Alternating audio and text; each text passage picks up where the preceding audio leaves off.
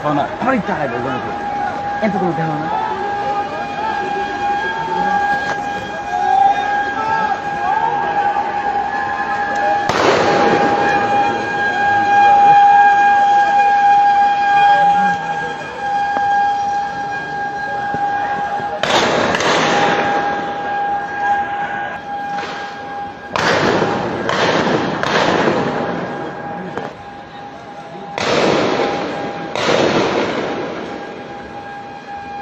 জমা নেওয়া হয়েছে, তাদের মোবাইল ফোন থেকে শুরু করে পরিচয়পত্র সবকিছু জমা নেওয়া হয়েছে। তারা আমাদের আপনাদেরকে অনুরোধ করবো, আসো আসো আসো আসো আসো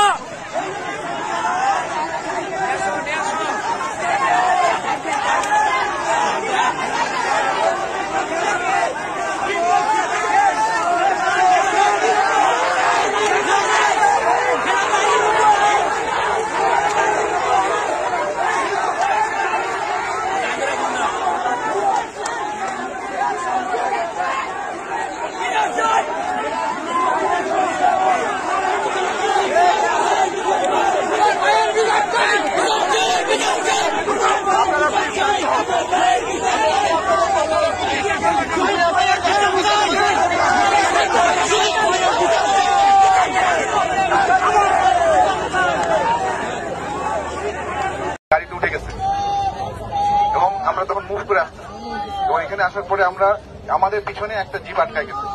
কারণ জিপের সামনে আপনার হচ্ছে মোটামুটি 100 জনের মতো পুলিশ তখন আমার জিপের ইয়েতে চলে আসছে। আমার মানে জিপের ভিতরে তো 100 জন হয় না, জিপের মধ্যে পুলিশ জোর করে উঠে গেছে, ফায়ার করতেছে। ওখানে আমার অফিসার ছিল।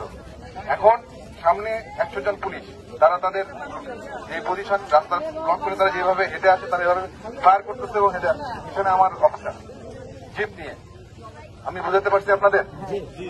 তারা কিন্তু ফায়ার করতে করতে বাইপাইল পার হয়ে পল্লীবদ্ধ হয়ে এই পর্যন্ত এসে তারা এখানে আত্মসমর্পণ করছে। আর তারা জানে তারা যেভাবে আসতেছে এটা ঠিক না। তারা যেভাবে নির্বিচারে গুলি চালাচ্ছে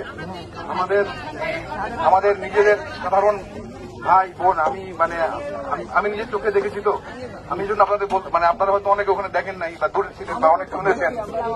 আমি যখন ওখানে গেছি আমি দেখছি আমাদের লোকজনের গায়ে যে গুলি লাগছে তারা এসে দেখাচ্ছে এবং এটা শুধুমাত্র যে আপনার বুলেট ফায়ার করেছে তা না, তারা এখানে মারণাস্ত্র হিসেবে ওটাকে ব্যবহার করেছে। তারা এখন এসে এখানে ঢুকে গেছে, আমার গাড়ি নিয়ে এখানে এসে ঢুকে গেছে। এখন আপনারা আমাকে একটা জিনিস বলেন, তাদেরকে এখানে ঢোকানোর পরে নিরস্ত্র করা হয়েছে, তাদেরকে গ্রেফতার করা হয়েছে।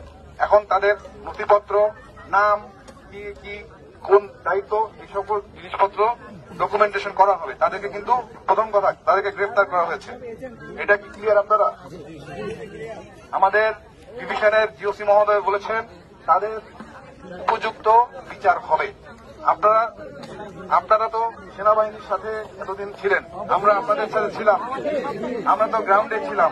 দেশের জনগণের যান মালের নিরাপত্তার দায়িত্ব আপনাদের।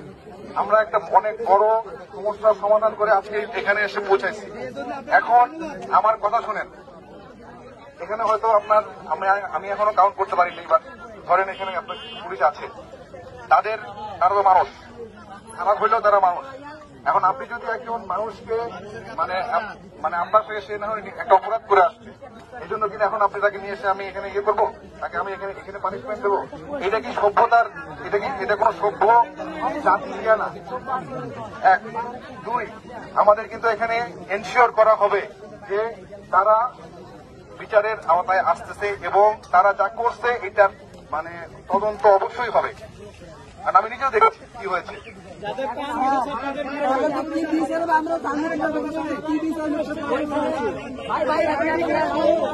আপনারা সবাই বলবেন না, দাঁড়ান। আপনারা আমাকে একজন করে বলেন যে আপনাদের আর কি জানতে চান।